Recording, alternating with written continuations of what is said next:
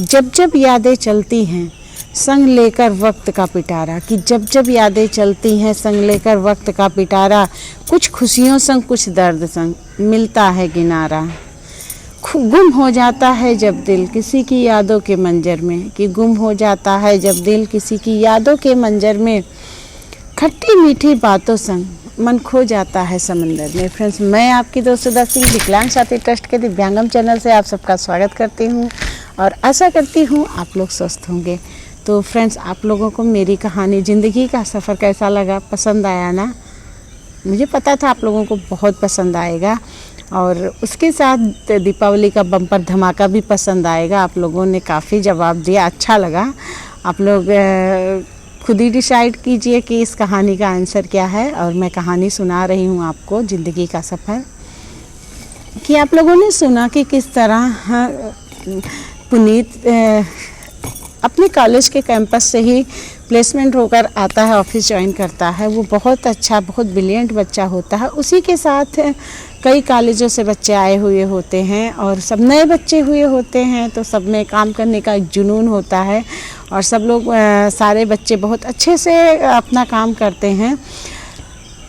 पुनीत एक गरीब घर से था और उसे बड़े शहरों में रहने का तौर तरीका नहीं पता था, जिसकी वजह से उसके ऑफिस के कुलीग्स उसका काफ़ी मजाक बनाते थे। और इन सब में रेखा की एक फ्रेंड थी मोनिका, वो भी उसका काफ़ी मजाक बनाती थी। और रेखा जब भी उसकी तारीफ़ करती थी कि ये बहुत सीधा सा लड़का है, देखो कितना अच्छे से वर्क कर रहा है, कितना सीधा है, इसे चालाकियाँ नहीं पता है, इसे दुनियादारी नहीं पता है, ये जैसा रहता है वैसे ही ऑफिस आता है, बहुत सिंपल सा रहता है। तो इस पर मोनिका कहती है यार स्टेटस भी कोई चीज़ है और ये इतना ऐसे गंवारों की तरह चला आता है, मुझे नहीं अच्छा लगता।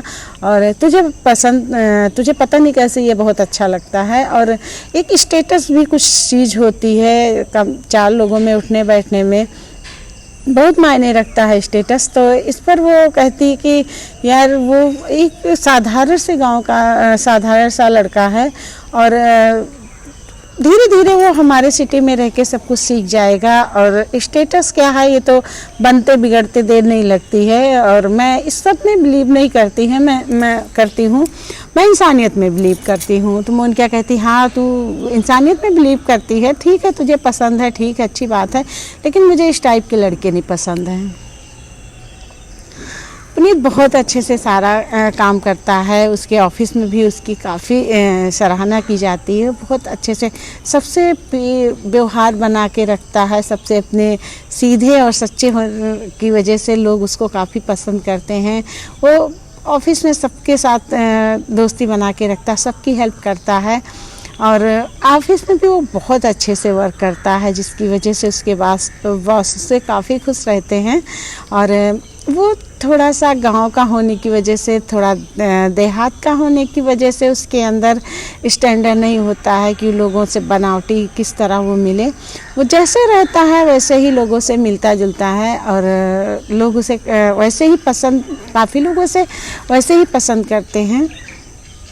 धीरे धीरे यूँ ही वक्त बीत रहा था और ऑफिस में सारे कुलीग से पुनीत की काफ़ी अच्छी जान पहचान हो गई थी। चूँकि ये काम काज में बहुत अच्छा था, पढ़ाई में बहुत ब्रिलियंट था, इसकी वजह से जो है ये ऑफिस में बहुत जल्दी एडजस्ट हो गया और सारे काम बहुत जल्दी सीख गया।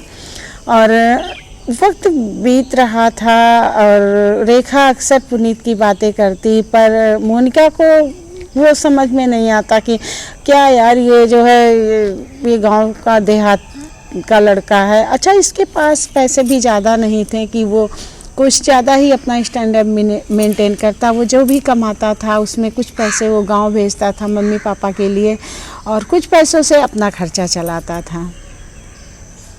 उसके दोस्त जो उसे समझते थे कि हाँ ये मतलब अपने गांव का भी खर्चा देखता, अपने मम्मी पापा का भी खर्चा देखता है, तो काफ़ी खुश रहते थे। और बीच में उसके मम्मी पापा भी आकर उसके पास रहते थे, तो वो अपनी फ्रेंड्स रेखा से बताता कि मेरे मम्मी पापा आए हैं, तो रेखा भी उनसे मिलने जाती थी। काफ़ी अच्छे लोग थे वो लोग, सीधे और सरल लोग थे।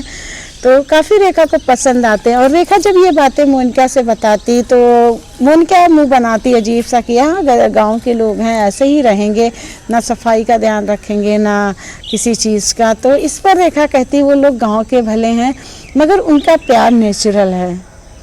और मैं जब भी जाती हूँ आंटी मुझे बहुत प्यार से जो भी कुछ बनाए रहती हैं, खिलाती हैं। यार बहुत अच्छे लोग हैं। दोनों अक्सर पुनीत की बातें करते हैं।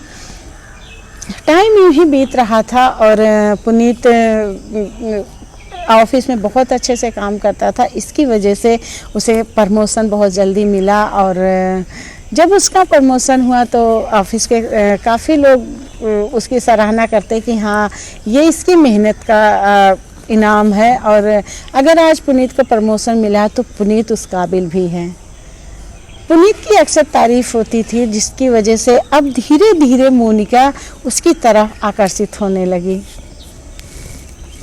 वो पुनीत से उसने अपनी दोस्ती बढ़ानी शुरू कर दी और जब भी कोई काम होता वो पुनीत से कह के करवा लेती थी।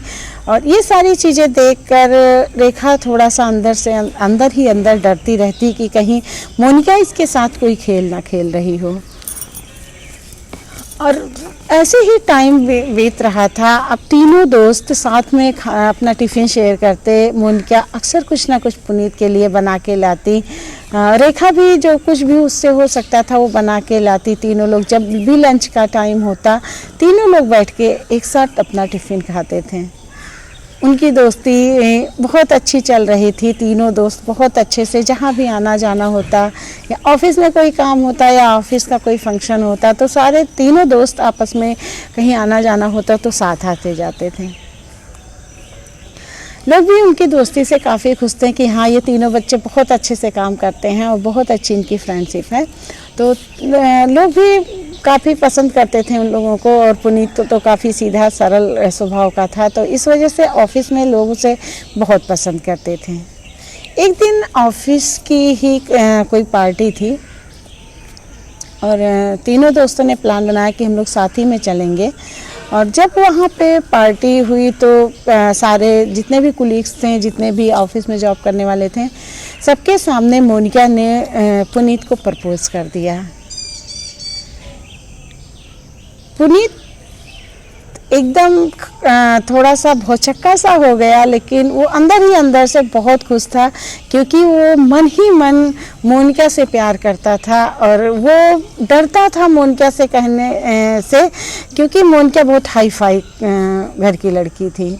तो इस वजह से वो उसने कभी अपने प्यार का इजहार नहीं किया लेकिन वो मन ही मन मोनिका को कहीं ना कहीं बहुत चाहता था। मोनिका ने जब उसे प्रपोज किया तो वो काफ़ी खुश हुआ और उसने उसके प्रपोज़ल को एक्सेप्ट किया। और उस दिन वो काफ़ी खुश था और उसने बहुत अच्छे से सब लोगों ने एंजॉय किया पार्टी में। तीनों गाड़ी में बैठकर घर के लिए, रात काफ़ी हो गई थी तो तीनों, पुनीत ने कहा कि हम तुम दोनों को छोड़ देते हैं, रात काफ़ी हो गई। तो तीनों गाड़ी में बैठ के आ रहे थे। पुनीत चुपके चुपके से मोनिका को देखता और मुस्कुराता रहता। रेखा के मन में कुछ सवाल चल रहे थे, वो काफ़ी टेंस नज़र आ रही थी। इस पर मोनिका ने पूछा भी कि तुझे क्या हुआ है। पुनीत ने कहा तुम ठीक हो रेखा, तो वो क्या कोई बात हो गई है? तो इस पर रेखा कहती नहीं कोई बात नहीं है, बस थोड़ा सा टेंशन था ऑफिस का, थोड़ा घर का, तो इस वजह से मैं थोड़ा टेंशन हूँ। तो पुनीत दोनों को उनके रूम पे छोड़ता है और अपने रूम पे वापस आ जाता है। रात भर उसे नींद नहीं पड़ती। वो कितना खुश रहता है कि उसने जिसे चाहा वो उसे मिल गई, उसे अच्छी जॉब मिल गई और एक अच्छी लड़की जिसको उसने चाहा था उस लड़की ने उसे एक्सेप्ट कर लिया। वो काफ़ी उससे, मोनिका से डरता था कहते हुए, लेकिन मोनिका ने जब सामने से उसे प्रपोज किया तो वो काफ़ी खुश हो गया। सुबह वो जल्दी उठा, फ्रेश होकर इसके बाद बहुत जल्दी ऑफिस पहुंच गया। आज वो मोनिका की राह बहुत तन्मयता से देख रहा था कि कब मोनिका आए, कब वो उससे बात करे। मोनिका आती है ऑफिस और थोड़ा आज उसे लेट हो जाता है ऑफिस आने में, तो वो उसके पास आता है उसके बेंच पे और कहता है कि तुम कहाँ पे थी और बहुत इंतज़ार करवाया, कोई अपने प्यार को क्या इतना इंतज़ार करवाता है। इस पर मोनिका कहती है सॉरी यार, आज मम्मी पापा आ गए थे रूम पे और इसी वजह से मैं और रेखा थोड़ा लेट आए हैं और मम्मी पापा को देखना भी था, उनके लिए सब नाश्ता पानी भी बना के मुझे देना था, इस वजह से लेट हो गया। तो इस पर पुनीत कहता कोई बात नहीं और अब तो यह सिलसिला चलता ही रहेगा। और मोनिका मुस्कुराने लगती है। रेखा ये सारी चीज़ें ध्यान से देख रही होती है, सुन रही होती है। जैसे ही पुनीत जाता है वो मोनिका के पास आती है, कहती एक बात बताएगी मुझे? तो मोनिका कहती हाँ पूछ। तो वो कहती है कि एक बात बता, तू सच में पुनीत से प्यार करती है या उसके साथ कोई खेल खेल रही है? तो इस पर मोनिका कहती है कि मैं प्यार करती हूँ यार। तो रेखा कहती है क्यों, तुझे तो इसके स्टैंडर्ड से प्रॉब्लम थी और इसके ये गरीब है इस वजह से प्रॉब्लम थी और आज तुमने ये का एक उसे प्रपोज कर दिया, मुझे कुछ समझ में नहीं आया।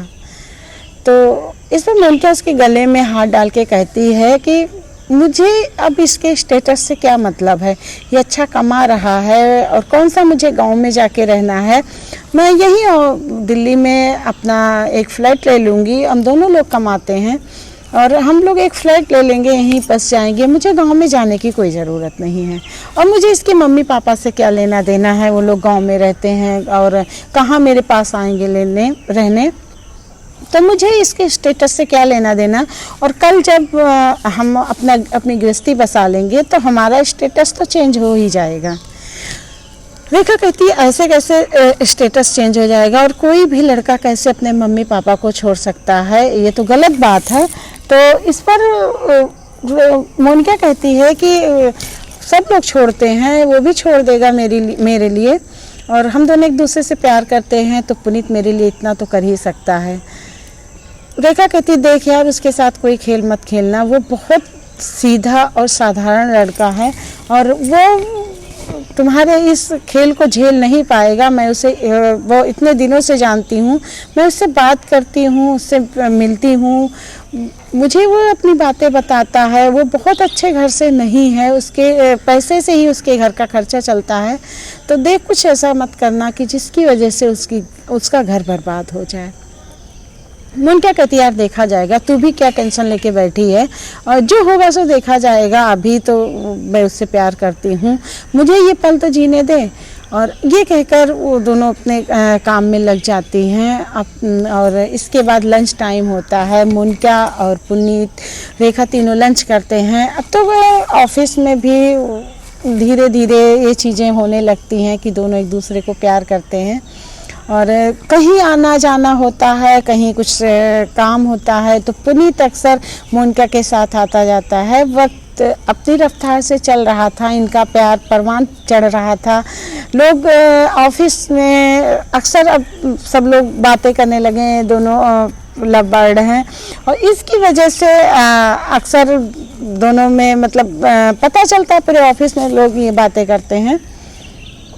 रेखा भी थोड़ा खुश रहती है कि मोनिका शायद पुनीत के साथ कुछ गलत ना करे और वो इसलिए जो है जब भी मोनिका कुछ गलत उसे लगता है कर रही है तो तुरंत मोनिका को समझाती है।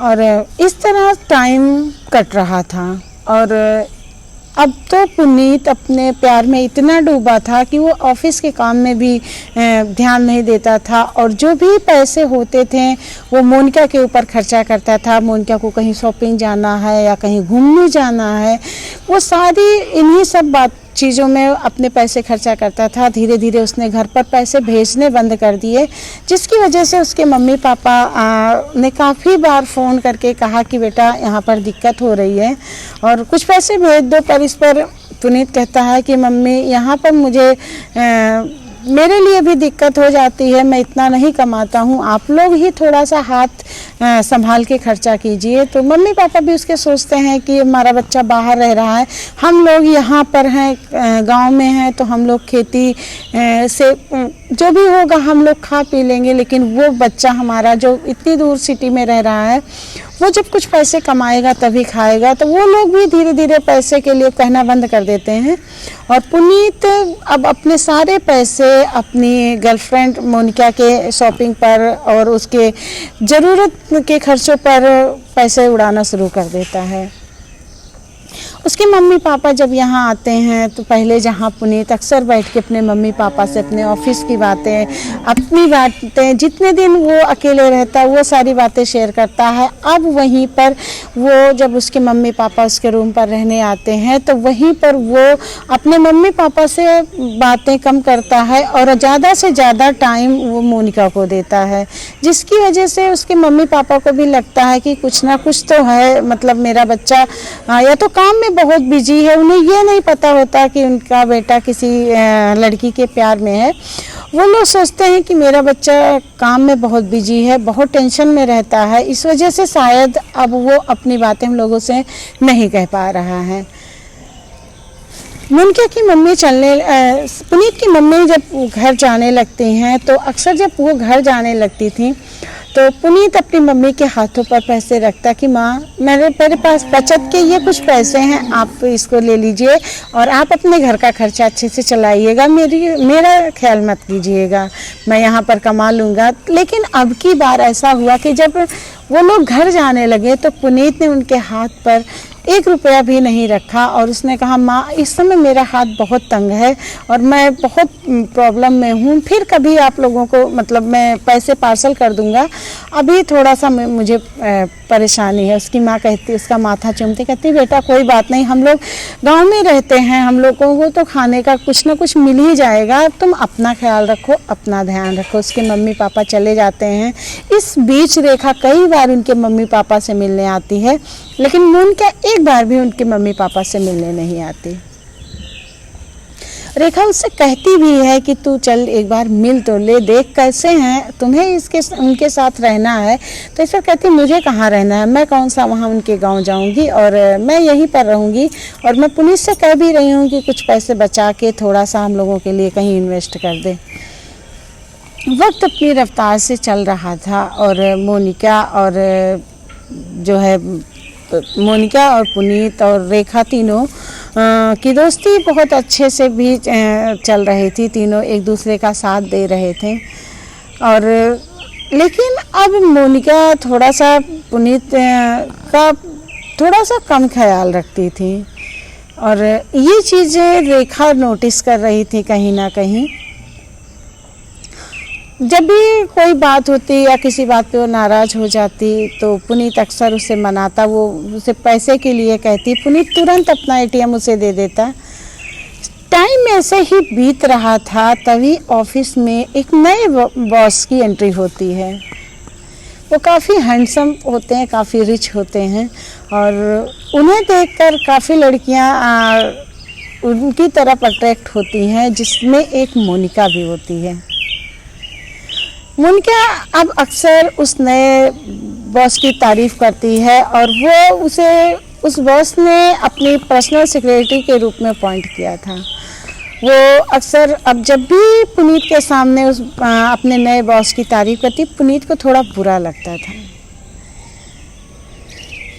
रेखा भी उससे कहती कि वो बॉस हैं, बस उन्हें बॉस तक ही रख और पुनीत को हर बार तू टॉर्चर करती है, क्यों उनकी बातें बताती है, जबकि पुनीत को नहीं पसंद है तो क्यों ये सारी बातें करती है। तो वो कहती है कि जब हम लोग एक ही ऑफिस में जॉब करते हैं और तो मैं क्यों ना मतलब अपने बॉस की बातें करूं और क्यों ना उनकी तारीफ़ करूं जब वो उस काबिल हैं। अब अक्सर पुनीत और मोनिका में अक्सर किसी न किसी बात को लेकर अक्सर बहस होने लगती थी। जहाँ पर पहले रेखा काफ़ी ख्याल रखती थी पुनीत का, मोनिका काफ़ी ख्याल रखती थी पुनीत का, वहीं पर अब वो उसकी तरफ ना ध्यान देकर वो अक्सर अपने बॉस की बातें करती और जहाँ पर तीनों बैठकर साथ में टिफ़िन करते थे, अब मोनिका के पास इतना टाइम नहीं होता था कि वो साथ में बैठ के टिफ़िन कर सके। ये सारी चीज़ें पुनीत को लग रहा था कि उसका प्यार उससे कहीं ना कहीं दूर जा रहा है। अक्सर जब पुनीत रेखा से मोनिका से बात करने की बात करता या उसे कुछ कहता तो मोनिका काफ़ी नाराज़ हो जाती और उससे कई दिनों तक बात नहीं करती थी, जिसकी वजह से पुनीत काफ़ी डिस्टर्ब रहता था और इसकी वजह से वो डिस्टर्ब होने के साथ साथ वो जब भी ज़्यादा दिन हो जाता तो ये पुनीत ही उसे मनाता था, तब जाके मोनिका कहीं मानती थी। और ये डिस्टर्ब होने की वजह से ये पुनीत का मन ऑफिस के काम में भी कम लगता था, जिसकी वजह से बॉस से उसे काफ़ी डांट मिलती थी और वो अपने काम के प्रति लापरवाह होता चला जा रहा था। टाइम ऐसे ही बीत रहा था। रेखा काफ़ी पुनीत को समझाती कि ये ऑफिस है, यहाँ पर ये चीज़ें तो होंगी और फिर हम लोगों को हमेशा काम करना है, एक दूसरे का साथ देना है और ये चीज़ें तो होती रहेंगी। आज ये बॉस आए हैं, कल कोई और आएगा और ये चीज़ें तो होती रहेंगी। ये छोटी मोटी चीज़ें हैं, तुम क्यों इन सब छोटी मोटी चीज़ों को लेकर दिल पर बात रख लेते हो? अगर तुम दोनों एक दूसरे से प्यार करते हो तो जो है एक दूसरे को समझो, एक दूसरे का साथ दो। पुनीत कहता है कि मैं समझ रहा हूँ, पर पता नहीं क्यों मुझे ऐसा लग रहा है कि मोनिका मुझसे दूर जा रही है। रेखा उसे काफ़ी समझाती। रेखा चाहती थी कि कभी भी पुनीत जो है डिस्टर्ब ना हो, क्योंकि अब वो जब जितना ही डिस्टर्ब रहता था उसके काम पे उतना ही इफेक्ट पड़ रहा था। धीरे धीरे उसने घर पर पैसे भी भेजने बंद कर दिए थे पहले ही, और अब धीरे धीरे वो ऑफिस में रोज़ डांट खाता था। जहाँ पर वो इतना ब्रिलियंट बच्चा था कि वो ऑफिस में हर काम बहुत अच्छे से करता था, अब वहीं पर उसका काम पेंडिंग पड़ा रहता या किसी वजह से वो अक्सर डांट खाता था। दीपावली का टाइम आने वाला था। पुनीत अपने घर जाने के लिए उसे छुट्टी मिली हुई थी। वो करीब 10-15 दिन के लिए अपने घर जाना चाहता था, अपने मम्मी पापा के पास। यहाँ पर उसे काफ़ी टेंशन था, तो वो भी सोच रहा था कि दीपावली का टाइम है, मैं अपने घर चला जाऊँगा तो वहाँ पर मुझे काफ़ी रिलीफ मिलेगा और मैं जब वहाँ पर सबसे मिलूँगा तो शायद मुझे बहुत अच्छा लगे। इस वजह से उसने छुट्टी ली थी और वो घर जाने के लिए उसने काफ़ी तैयारी की थी।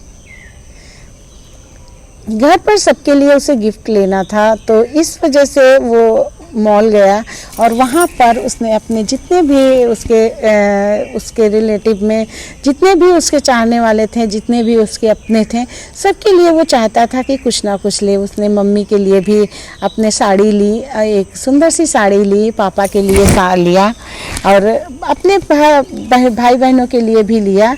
और इस तरह वो जब सारा सामान लेकर मॉल से वापस आ रहा था कि तभी उसने देखा, उसकी नज़र मॉल में रेस्टोरेंट पर पड़ती है, जहाँ पर मोनिका और उसके बॉस आपस में बैठकर किसी चीज़ पर डिस्कस कर रहे होते हैं। पर उन लोगों को देख के बिल्कुल नहीं लगता कि वो दोनों आपस में बॉस और जो है एम्प्लॉई हैं। उन लोगों को देखकर ऐसे लग रहा था कि जैसे दोनों एक दूसरे से प्यार करते हों, कोई कपल हो वहाँ पर बैठे हों।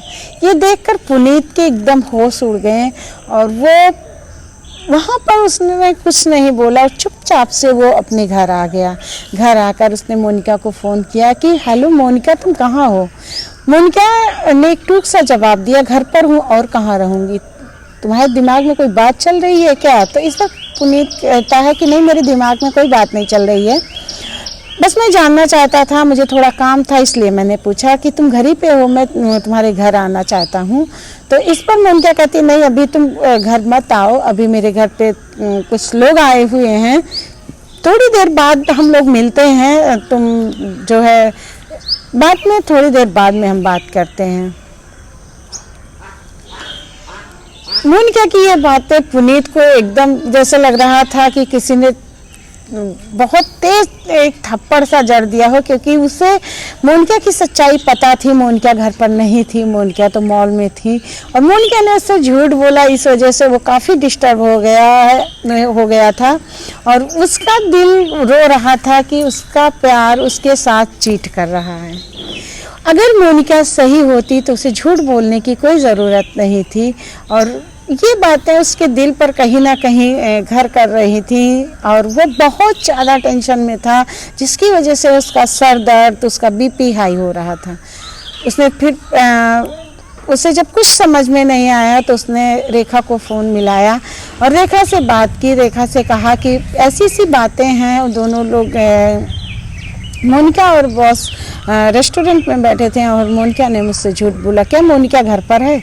तो रेखा उसे समझाती है, कहती हाँ पता है मुझे मोनिका घर पर नहीं है, मैं उसके साथ ही रह रही हूँ और मुझे पता है, लेकिन तुम इस चीज़ को, हो सकता है दोनों किसी ज़रूरी मीटिंग के लिए गए हों, वो उनकी सेक्रेटरी है तो उसको तो जाना ही पड़ेगा और तुम परेशान फालतू में हो रहे हो। तो पुनीत इस पर कहता है कि रेखा देख, वो मेरा प्यार है, मैं जानता हूँ, और तू मेरी दोस्त है, तू ही बता कि मैं कहाँ गलत हूँ। मैंने जहाँ उन लोगों को देखा एकदम नहीं लग रहा था कि दोनों लोग आपस में बॉस और एम्प्लॉई हैं, ऐसे फील हो रहा था कि जैसे दोनों लोग लवर हैं। तो मोनिका रेखा समझती है, वो मोनिका के बदले हुए व्यवहार से परिचित थी, इसलिए वो समझती है कि हाँ पुनीत जो कह रहा है वो सही कह रहा है।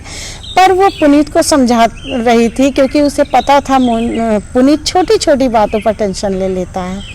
वो जितना ही सीधा और सरल है उतना ही वो उतनी जल्दी ही भावुक हो जाता है, उतनी जल्दी ही वो अपने आप से कंट्रोल खोने लगता है। वो उसे काफ़ी समझाती है कि आप देखो, अच्छा पुनीत तुम परेशान मत हो, मैं मोनिका जैसे आएगी मैं बात करा दूंगी और मैं पूछ लूँगी कि आखिर ये सब क्या है।